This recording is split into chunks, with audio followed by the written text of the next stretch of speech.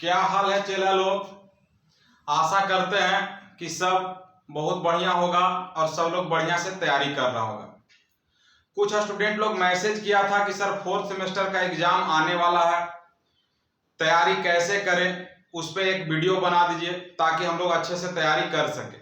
तो आज उसी से रिलेटेड एक वीडियो हम बना रहे हैं, ठीक ना। और उम्मीद करते हैं कि तुम लोग को बहुत अच्छा लगने वाला है और इसके हिसाब से अगर हम लोग तैयारी करेंगे तो तैयारी भी बढ़िया हो जाएगा और सारा पेपर भी हम लोग का क्लियर हो जाएगा। तो चलो देखते हैं कि 4th सेमेस्टर इलेक्ट्रिकल में हम लोग को कौन कौन पेपर पढ़ना है। सबसे पहले तो इस चीज को देख लेते हैं कि 4th सेमेस्टर में हम लोग को कौन कौन पेपर पढ़ना है। पहले ये डिसाइड करना होगा, पता चले कि हमको पढ़ना क्या। बहुत लड़का लोग तो ऐसा होता है कि ओकरा पता नहीं रहता कि पढ़ना कौन चीज है, अभी तक कितने के सिलेबस है पता नहीं होगा।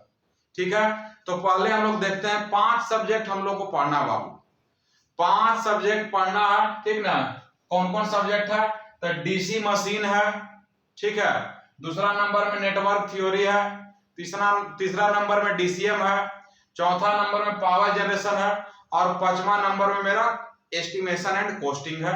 शॉर्ट में कॉस्टिंग लिखा हुआ है। 5 सब्जेक्ट है और 1 महीना लगभग मान के चलो। आज जो हम वीडियो बना रहे हैं, आज को छोड़ दो तो आज को छोड़ के भी लगभग 1 महीना टाइम हम लोग के पास है, क्योंकि अभी फॉर्म उनका कोई भी नोटिफिकेशन नहीं आया।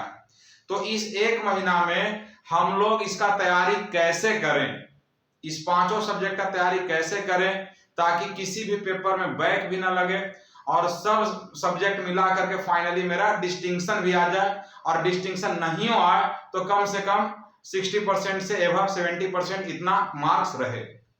तो कैसे तैयारी करें इस पे हम लोग बात करेंगे। देखो, सबसे पहले अब क्या करना है कि एकदम पूरा का पूरा डेडिकेटेड हो जाना है कि अब एग्जाम के लिए पढ़ना है, ना तो कुछ नया सीखने के लिए ना कुछ नया समझने के लिए। एकदम जिदिया के नहीं कि इसको समझ के ही रहेंगे, ये कैसे नहीं होगा, अब वो सब कुछ नहीं, एकदम एनी हाउ याद कर लेना। जितना भी इंपॉर्टेंट क्वेश्चन है सब क्वेश्चन को याद कर लेना, ठीक है। तो कैसे याद करेंगे, याद करने का डेडिकेशन नहीं आ रहा, ये सोचा ही नहीं रहा कि पहले केकरा पढ़ें फिर केकरा पढ़ें फिर केकरा पढ़ें फिर केकरा पढ़ें। अगर मशीन पढ़ रहे हैं तो पावर जनरेशन का टेंशन हो रहा है, नेटवर्क पढ़ रहे हैं तो कॉस्टिंग का टेंशन हो रहा है, और कॉस्टिंग और नेटवर्क दोनों पढ़ रहे हैं तो कोई दूसरा सब्जेक्ट का टेंशन हो रहा है। और अगर ये सब पढ़ रहे हैं तो कुछ घर का टेंशन हो रहा है, कुछ फोन वाला का टेंशन हो रहा है। तो सबसे पहले तो दिमाग को शांत करना होगा। और दिमाग को शांत कैसे करेंगे?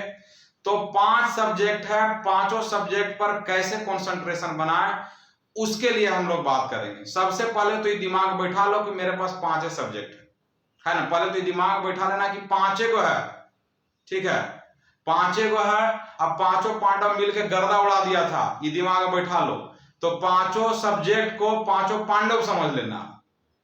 अब 5 पांडव की क्षमता तुम्हारे अंदर में, अब वो क्षमता आएगा कैसे, ठीक ना। तो अगर हम डीसी मशीन को पढ़ना चाह रहे हैं, डीसी मशीन का इंपॉर्टेंट क्वेश्चन करना चाह रहे हैं, तो सबसे पहले पिताजी का क्रिया मने मने खा लो कि उस पिताजी को याद करो, अपना पिताजी को याद करो, ठीक है, जो तुम्हारे लिए दिन रात मेहनत कर रहे हैं और इस उम्मीद में मेहनत कर रहे हैं कि मेरा बेटा बहुत मेहनत करके पॉलिटेक्निक करेगा, कहीं ना कहीं नौकरी करेगा, भले सरकारी करे प्राइवेट करे, उनको इससे मतलब नहीं है, 2 पैसा कमा के देगा। तो उनका चेहरा याद करो। डीसी मशीन जब पढ़ो तो उनका चेहरा याद करके एकदम दिमाग में सोचते सोचते सोचते एकदम खूंखार बन जाना, अब पूरा डीसी मशीन को रगड़ देना। दूसरा क्रिया माँ का खाना, माँ का क्रिया खा के एकदम नेटवर्क को रगड़ देना, नेटवर्क को पूरा रगड़ देना। उस माँ को याद करो जो तुम्हारे लिए दिन रात मेहनत कर रही है, घर में अपना छोटा छोटा खुशी को मार के तुमको पढ़ाने के लिए भेजी है। तो उनको पहले याद कर लो और उनको याद करके पूरा एकदम जोश भर लो अपने आप में। आई जोश 1 महीना तक लगातार भरना कि नहीं हमको करना, हमको करना। तीसरा नंबर में उस चाचा को याद करो जो इस उम्मीद में गांव में बैठल है कि फलानवा के बेटा कब फेल होगा, कब नौकरी नहीं लेगा, कि हम उसका पिताजी को चमकाएंगे, थोड़ा बोलेंगे।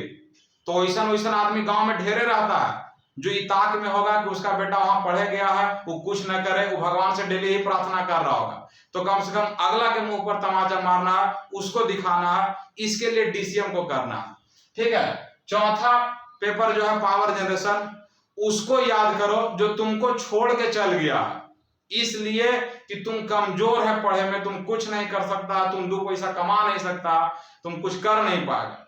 तो दिखाना है, तो दिखाने के लिए कौन चीज करना होगा, पढ़ना होगा। पढ़ने के लिए तो सबसे पहले पास होना होगा, 4th सेमेस्टर पास होगा, 5th सेमेस्टर पास होगा, 6th सेमेस्टर पास होगा, तब ना नौकरी लगेगा। तो इस सबसे गुजरना होगा अगला को दिखाने के लिए, ठीक है। और 5वां सब्जेक्ट जो है इमें उसको याद करो जेकरा से बियाह होवे वाला, कि अगर बढ़िया से नौकरी होगा तो बढ़िया बढ़िया मतलब होगा, ठीक है, बढ़िया वाइफ से मतलब बियाह होगा। तो कहे का मतलब है कि 5 सब्जेक्ट को 5 को क्रिया खा के एकदम डेली बैठ जाना, और अभी 1 महीना टाइम है, ठीक है। अब 5 सब्जेक्ट में देख लो, डीसी मशीन में 4 गो चैप्टर है, एकरा में हम 40 गो क्वेश्चन लेके चल रहे हैं, ठीक है। नेटवर्क थ्योरी में 6 गो चैप्टर है, 20 गो क्वेश्चन लेके चल रहे हैं इंपॉर्टेंट, ठीक है। डीसीएम में 6 गो चैप्टर, 20 गो क्वेश्चन लेके चल रहे हैं। पावर जनरेशन में 8 गो चैप्टर है, 40 गो क्वेश्चन लेके चल रहे हैं, ठीक है। कोस्टिंग में 7 गो चैप्टर है, 40 गो क्वेश्चन लेके चल रहे हैं। तो ये सब 40 इतना जो भी क्वेश्चन है कि टोटल हो जा रहा है 160 क्वेश्चन हो जा रहा है। 4 तिहाई 12 20 60 160 क्वेश्चन हो जा रहा है। मान लेते हैं कि 180 क्वेश्चन है, 180 क्वेश्चन है, तो इस 180 क्वेश्चन को 30 दिन में हमको करना है, पर डे 6 को क्वेश्चन करना है, यानी कि हर सब्जेक्ट से 1 क्वेश्चन लगभग करना है। सोच के देखो, हर सब्जेक्ट से ऑलमोस्ट 1 पॉइंट कुछ क्वेश्चन करना है हम लोग को, कितना आसान हो गया।